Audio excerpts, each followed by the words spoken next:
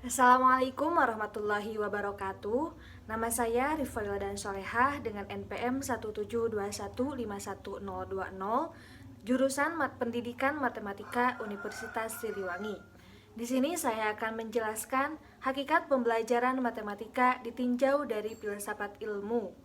Untuk memenuhi salah satu tugas mata kuliah perencanaan pembelajaran matematika yang diampu oleh Pak Dedi Nur Jamil MPD. Yang pertama ada ontologi. Peter Ceuss mengatakan bahwa filsafat ilmu merupakan suatu bagian filsafat yang mencoba berbuat bagi ilmu apa yang filsafat seumumnya melakukan pada seluruh pengalaman manusia. Yang kedua ada Lewis Whiteback mengatakan bahwa filsafat ilmu mempertanyakan dan menilai metode-metode pemikiran ilmiah serta mencoba menetapkan nilai dan pentingnya usaha ilmiah sebagai suatu keseluruhan. Yang ketiga ada John McMurray mengatakan bahwa filsafat ilmu terutama bersangkutan dengan pemeriksaan kritis terhadap pandangan-pandangan umum, prasangka-prasangka alamiah yang terkandung dalam asumsi-asumsi ilmu atau yang berasal dari keasikan dengan ilmu. Oke, tadi telah dipaparkan tentang pengertian ontologi pendidikan matematika oleh beberapa ahli. Di sini saya menarik kesimpulan bahwa ontologi pendidikan matematika adalah objek yang ditelaah dalam pendidikan matematika yang dipahami secara keseluruhan isinya secara konkret dan mengada dari pengalaman hidup manusia. Contoh, konsep diri guru, konsep diri siswa, hubungan komunikasi guru ke siswa ataupun siswa ke guru baik secara formal, normatif, maupun transender.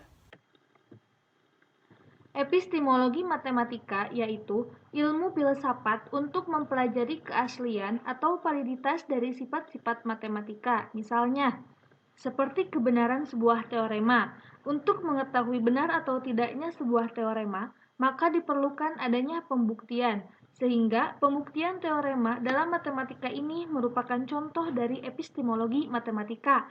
Jadi, contoh dari epistemologi matematika yaitu kebenaran dari sebuah teorema.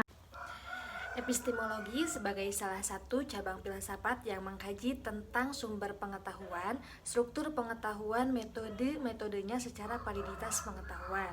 Contohnya, ada keterkaitan antara materi satu dengan materi yang lainnya, yaitu materi yang akan dipelajari harus memenuhi atau menguasai materi selanjutnya. Itu merupakan contoh dari epistemologi pendidikan matematika.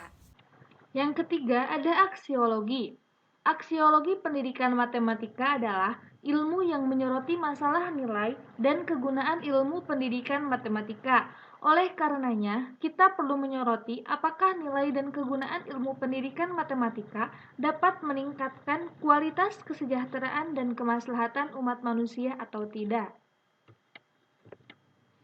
Di sini ada contoh dari aksiologi.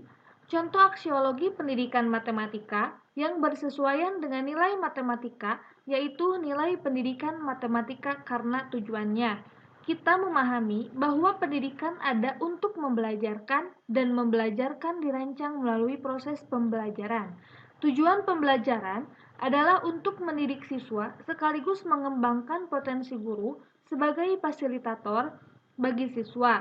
Inilah yang saya maksud aksiologi pendidikan matematika, bahwa ilmu pendidikan matematika mempunyai kegunaan untuk mencerdaskan anak bangsa dalam bidang ilmu matematika, dan ilmu matematika maupun pendidikan matematika dapat diaplikasikan dalam kehidupan sehari-hari. Aksiologi merupakan nilai-nilai sebagai tolak ukur kebenaran etika dan moral sebagai dasar normatif penelitian dan juga penggalian dan juga penerapan ilmu. Contohnya, pada pendidikan matematika, aksiologi yaitu membaca dan memahami bagian-bagian matematika atau mengkomunikasikan secara jelas dan urut menggunakan media yang sesuai. Mungkin itu merupakan contoh dari aksiologi pendidikan matematika. Sekian yang dapat saya sampaikan. Mohon maaf apabila ada kesalahan. Terima kasih atas perhatiannya. Wassalamualaikum warahmatullahi wabarakatuh.